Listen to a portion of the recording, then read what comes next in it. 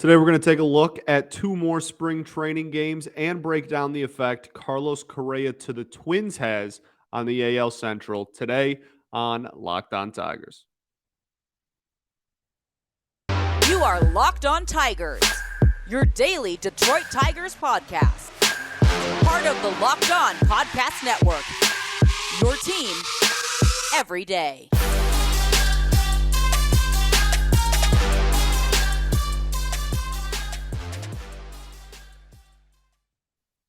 What is up, everybody? Welcome back to another edition of Locked On Tigers. Today is Tuesday, March 22nd, 2022. Thanks for making Locked On Tigers your first listen every day. We are free and available wherever you get your podcasts, including YouTube.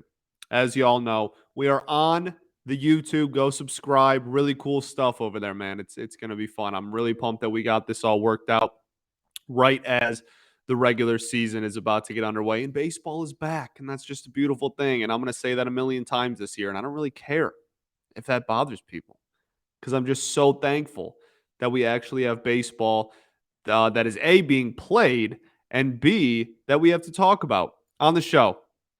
Awesome stuff. So we're going to go over two more spring training games today. We're going to go over Sunday's 8-7 victory over the New York Yankees. The Yankees lose. And we're going to go over Monday's game, 3-1 loss to the Toronto Blue Jays. All spring training. Don't really care about wins and losses, to be honest, like whatsoever. I have never and will never care about wins and losses in spring training. Spring training for me is what is individual player based and is all on what storylines for me personally that I think are the biggest storylines to look out for in the spring, and you should do the same. Don't care about wins and losses in spring, man. Don't be that person. It don't matter. I promise it don't matter. Detroit Lions undefeated the year they went 0-16 in the preseason. So New York Yankees. I guess we'll start with that. We're also in the final segment going to break down the Correa to Minnesota signing and just kind of everything that's surrounding that, the reaction within our fan base, the entire situation, the Tigers' role in it, the AL Central now, the Twins. There's a lot to discuss there, and I think it's really important that we kind of voice out everything that is surrounding that whole situation because we were a big part of it for a very long time. But first, we're going to talk about the Yankees and the Tigers game. We're going to kick off with Sunday's game. Comeback victory, which is kind of cool. Nice little late inning rally there from the boys. I mean, a solid game from a lot of people offensively. Not that we're going to take too much in it, but a solid game from a lot of people. Robbie Grossman. I think I made a mistake yesterday. I think on yesterday's show, I said that was the game that Robbie Grossman had a walk and a home run in. This was this game. The Yankees game is the game that Robbie Grossman had a walk and a home run in. I think I said it was the Pirates game on Monday's show. So that's my fault. I do make mistakes sometimes. You guys, not all of you, a select few of you really like to point out and emphasize when I do. So I'm just going to get ahead of it. We'll just point it out right here, live on air. Robbie Grossman, though, did have home run and a strikeout. Very Robbie, home run and a strikeout? Home run and a walk. Very Robbie Grossman-esque game. Very Robbie Grossman-esque game. And that's super cool. He's already got 2 home runs at this point. After this game, he had 2 home runs, and he had only played in 2 games. Great start. Expecting big things from Robbie, man. No really storyline to watch out for him this spring. Just making sure he's still Robbie and still taking a lot of pitches, which he absolutely is. So not too terribly much to kind of look for in Robbie Grossman in spring. Just happy to see him back out there. That's the dog. That's gonna. It might be a relatively short stint. I don't know whether his future lies with the Tigers or not, but he will always be one of my favorite Tigers just because he's an OBP king. Akil Baddoo, hitless in this game. Had a pretty decent weekend, though. Not too concerned. Again, I said this yesterday. I'm going to say it again. Biggest thing with Baddoo is just looking to see how he attacks left-handed pitching. That's really all that matters to me at this point. Javi Baez played in this game. Had a solid game, nice little RBI. No Riley Green in this game, which people were freaking out about because that's what we do as a community and as a society when anything happens, but it's not that big of a deal. He's not going to play every game of spring. It's not going to happen. Torque did play, though, had a beautiful opposite field line drive RBI. The fascinating thing with Spencer Torkelson is his ability already to have power to all sides of the field, have great contact to all sides of the field, and he it seems like he already is well aware of when he wants to risk chasing something out of the zone versus not, if that makes sense. So like he is willing to risk a strikeout sometimes. He's willing to risk it because he thinks, oh, if I can get a hold of this one, though, it's going to work out really well for me on a ball that maybe, a breaking ball that's low might be a strike, might be a ball or whatever. Oh, it's a hanger. I'll take advantage of it. If it's not, I'll risk the strikeout. And I think that's really situationally based. And we're already seeing that he's got such a beautiful and just like short swing, very different from Riley Green. Riley Green has a very long swing, right? And Spencer Torkelson's really short and right through the zone and everything. It's there. It's just so great to see both of them playing, man. In Tigers uniforms, so great. So he had a really nice hit to the opposite field. Tucker Barnhart. I want to talk about Barnhart. Offensively is whatever. We're not really concerned with what Barnhart is going to do at the plate in the spring, or I mean, honestly, in the regular season. As long as he's got an OPS, over like 620, I'm going to be fine because you can already tell we're 4 games into spring. You can already tell that he is the best receiving catcher we've had maybe in a decade. Is that far-fetched? I don't think it's that far-fetched. I'm trying to think, man. Like Avila was pretty solid behind the plate. James McCann, no. None of the guys since James McCann. I mean, I think there's a legit argument that he's the best. He's the best receiving and best like catcher presence that are behind the plate. Maybe not necessarily the best arm we've had. McCann did have a nice arm, but just all around defensive presence behind the plate, man. There's few better really in all of baseball, and I'm so excited he's here. For those who don't know, I was a catcher my whole life. I have a fascination and a love for the position like no other.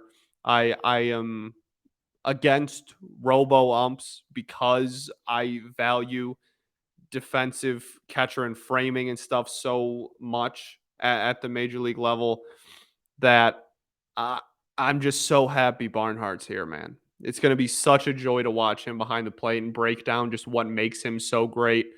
I'm hoping that Barnhart and Dingler can maybe and Rogers for that matter, can maybe get some time together so that he can, maybe teach him some things and kind of pass the torch when the time is right. But all in all, man, I'm just really happy that Barnhart's here. You see it even in spring. I mean, his framing is phenomenal.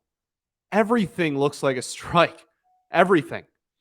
And it's not always called, but like you can tell, you can just watch and be like, wow, when was the last time we had a catcher that made anything that was relatively close to the strike zone look like a strike?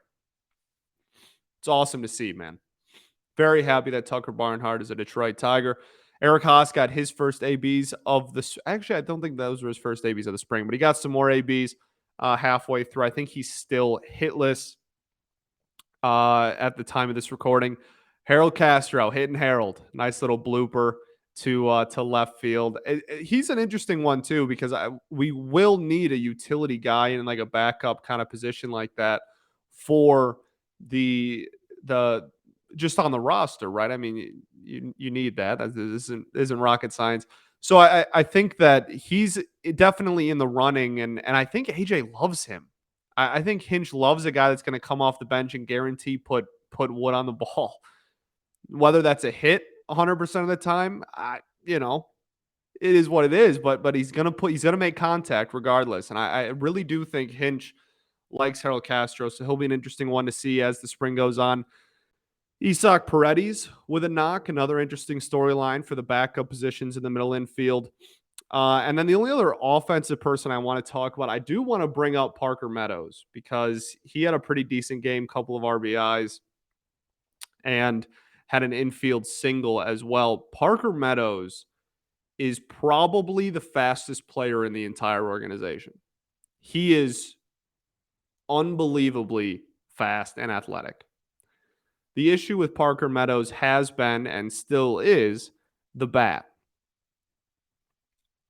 Look, I say it with Derek Hill all the time. Oh, if he can even be a league average hitter, he could be wildly effective at the major league level, wildly productive, I should say, at the major league level. Parker Meadows is that, but I'm not even comfortable enough saying that because he's not even hitting league average down in the lower level of the minors. So there's still a lot of work to do, but it is cool to see him up there just so we can showcase kind of his athletic ability. And I no guarantee that he ever gets productive major league time. There isn't because the bat is still such a huge question mark with him. But if he can even remotely figure it out, you're going to see one of the fastest dudes in the entire, if not the fastest dude in the entire organization. So it's just cool to see him get to play a little bit. We will get into the pitching in the Yankees game and then really quickly do the Blue Jays game. There's honestly not too much to talk about in that one. It was pretty low scoring, not super offensive, and there is some pitching to talk about, though. So we'll get into all that after I tell y'all about betonline.net.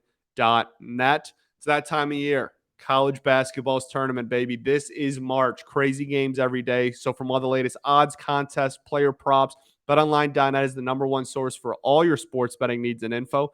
BetOnline remains the best spot for all your sports scores, podcasts, and news this season. It's not just basketball either. BetOnline is your continued source for all your sports wagering information needs, including live betting and betting on your favorite Vegas casino games. So head to the website today or use your mobile device to learn about the trends and action. BetOnline, where the game starts. All right, everybody. We are back here for segment 2 at Locked On Tigers. Thanks for making Locked On Tigers your first listen every day. Check out Locked On MLB Prospects. Host Lindsey Crosby is a prospect encyclopedia, and he's going deep on MLB stars of tomorrow. It's free and available wherever you get your podcast. Okay, so we got some pitching to talk about in the Yankees game, and then really just pitching to talk about in the Blue Jays game as well. Gregory Soto, first appearance of the year on Sunday against New York. A very Gregory Soto inning. A very Gregory Soto inning. He had 1 inning, 2 strikeouts, no hits, no runs, and a hit batter. It's actually kind of cool. I give Judge a lot of credit. He got hit like in the toe, and it was a full count, I believe. And he asked the umpire, he's like, look, it's spring training. Can I just like take this at bat and we can just pretend like that didn't happen? And of course he was told no, but I respect it. But it was good to see Greg. Good to see Gregory out there. That's the dog, man. That's the dog. One of my favorite players in all of baseball. Probably my favorite Tiger. I think he has a ceiling, as Michael Jordan would say, his ceiling is through the roof. So I'm really pumped about his season this year. This will be his second full season out of the bullpen, and I'm super excited about what he can do with it, especially given the closer role, which again, as we talked about last week, Hinch said the closer role is not just ninth inning. He's just going to be put in the most high leverage situation within every game. So it was cool to see him. Fastball. It's not really a fastball. I guess it's more of a sinker. Sat around 98 for most of the outing. Great velocity for his first appearance of the spring. I'll gladly take that. The slider was moving a lot. Looked really good.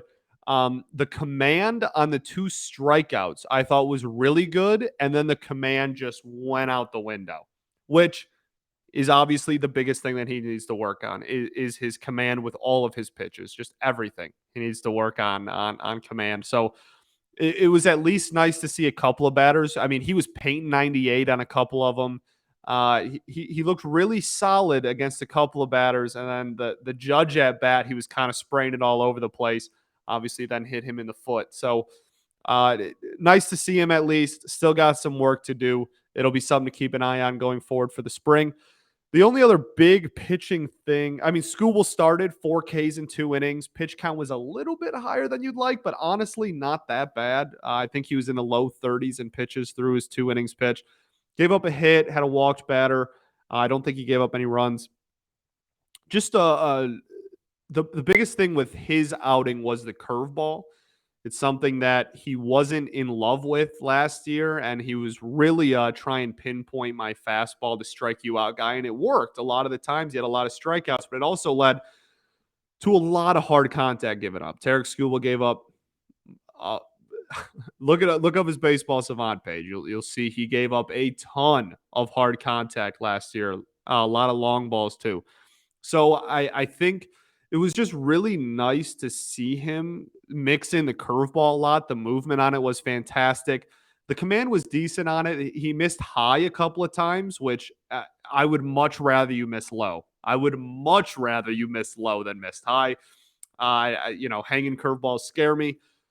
So he did leave a couple that caught a little too much of the zone, I think. But for the most part, it was pretty solid. Just really good break on it, I think, is the main thing. Really, really solid break on it. And if that can become an effective secondary pitch to get paired with the fastball changeup, I mean, the ceiling is the roof for Skubal too, man. He could really be an incredible strikeout artist in this league for a long time. So I think that really that this first performance was honestly just super encouraging, and it was super cool to see him mix in more pitches there and throw some pitches that he wasn't maybe too confident in throwing last year. The only other thing with the Yankees game was Alex Faieto got his first appearance of the spring.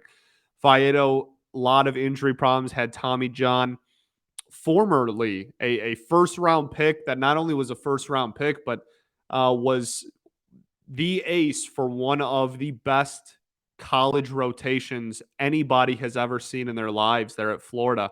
And the big thing was he was a power arm with a nasty slider. And we saw that in the minors, and he was solid in the minors. He wasn't, blow the doors off fantastic. I don't think he was necessarily first round pick, like with all the pedigree that we thought we were getting. Maybe he wasn't up to that level, but he was still really productive and really solid and Erie before Tommy John. And then that happened, obviously. And the big question has just been what kind of role is he going to get when he comes back? Because I think he's just about on the cusp of, you're going to make the majors or you're donezo. And I don't think they're going to give up on him. I think he's probably going to start off the season in AAA and then get called up to be a reliever at some point this season if I had to put my money on it right now. But with a couple of bullpen spots open, it really wouldn't shock me if Faieto got a big opportunity in the bullpen this year. I talked about this last week. He looked really solid in his first outing. The fastball was around 93, 94, if I remember correctly. Some decent movement on all of his stuff. It was good to see the velocity at that as well, coming off such a big injury in his first really in-game pitching in like 2 years, I want to say. So just really, really good to see him back on the mound and do pretty decent. I mean, gave up an unearned run. There was an error, a throwing error made. I think Torque could have scooped that, to be honest with you, but it's still a throwing error at that. And gave up a hit, a walk. Again, first time out on the bump in a very long time. So just really good to see him out there. Did have a strikeout. The changeup looked pretty solid. Didn't see too terribly much of the slider. Which again before Tommy John was kind of one of his more advertised pitches, but good velocity and really struggled with command the first couple of batters of the outing, and then by the end of the inning, only pitched in the 1 inning. By the end of that inning, it looked a lot better. He was hitting spots a lot more. So if he can make adjustments like that, maybe just the first couple of batters was jitters, just being out there for the first time in so long. I'm really interested to see Faieto spring. I think it could have a lot of implications on the bullpen and stuff going forward. And I think that's it for the Yankees game, and we're going to do even less on the Blue Jays game. There was really no offense to speak of. Not a fantastic. What do we have? 2 hits and a run. Not really a fantastic game. Willie Castro did have a hit. Badu had a triple. I think that's about it. So not too terribly much to report on in the on the offensive side of things. On the pitching side of things, however, uh, I really, I mean, like Brian Garcia, like really, like sure, I guess he looked decent, gave up a couple of hits, but I thought the stuff was okay. Joe Jimenez, whose hair looked a little bit different. The velocity was kind of inconsistent, but it still topped out at what it was reportedly being topped out at. So good for him, I guess. It'll be another one in that fight with Faieto for one of the open bullpen spots. I think he's probably slated to be one of the favorites to get it. But the main thing I just want to talk about is Matt Manning.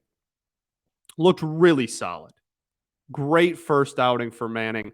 The velocity was high. It was higher than it was last season, consistently at least. 1 hit, no walks, 2 Ks. The curveball looked really good. The biggest thing with him is going to be the velocity. We're going to have to keep an eye on that because it was wildly inconsistent last season. But B is the third pitch, whether it's his go to third pitch is going to be a slider or whether it's going to be a changeup. Who knows? And honestly, who cares? Just make one of them effective. That's going to be the biggest thing. We know he has a lively fastball. He was striking people out on 96 high heat this game, right? We know he has a nasty curveball. We've known that since he was 18 years old. He had a slider or tried a slider a couple of years ago, and eventually the grips with his slider and his curveball mixed together, and it just kind of became all one pitch. And now they're trying to either separate those two pitches again or just give him a changeup that he's confident in. At the end of the day, really solid first outing, but very interested in seeing what his third pitch is going to be. That should be the thing everyone's looking out for Manning in spring. We know he's going to get innings limits. We know he's not going to pitch 30 starts this year. Just pay attention to what that third pitch in spring is and what he seems like he's more confident in, most confident in. That's easily the storyline of the spring for Matt Manning. Okay, let's get into the Byron Buxton, the Carlos Correa talk. But first, I got to tell y'all about rockauto.com. This episode is brought to you by Rock Auto. With the ever increasing numbers of makes and models, it's now impossible for your local chain auto parts store to stock all the parts that you need. So why endure often pointless or seemingly intimidating questioning and wait while the person behind the counter orders parts on their computer their warehouse happens to carry? You have computers, you have a smartphone, you have access to rockauto.com at home and in your pocket. Save time and money when using Rock Auto. Why choose to spend 30%, 50%, even 100% more for the same parts from a chain store or car dealership?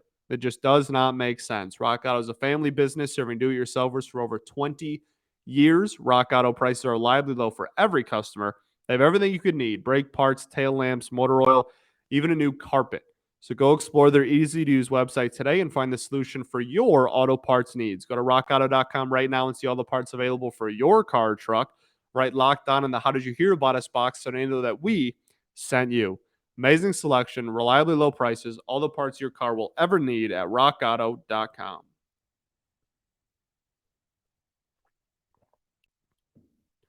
All right, everybody.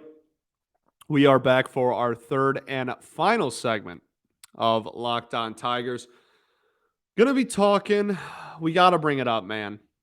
We got to bring it up. We just have to rip the Band-Aid off. Carlos Correa is a Minnesota Twin on a 3-year deal, an opt-out after every single year, and the AAV makes him the highest paid infielder in the history of Major League Baseball. Well, we'll start with the Tigers. The Tigers were reportedly in the running, were always rumored as in the running. We needed a shortstop, and we had A.J. Hinch.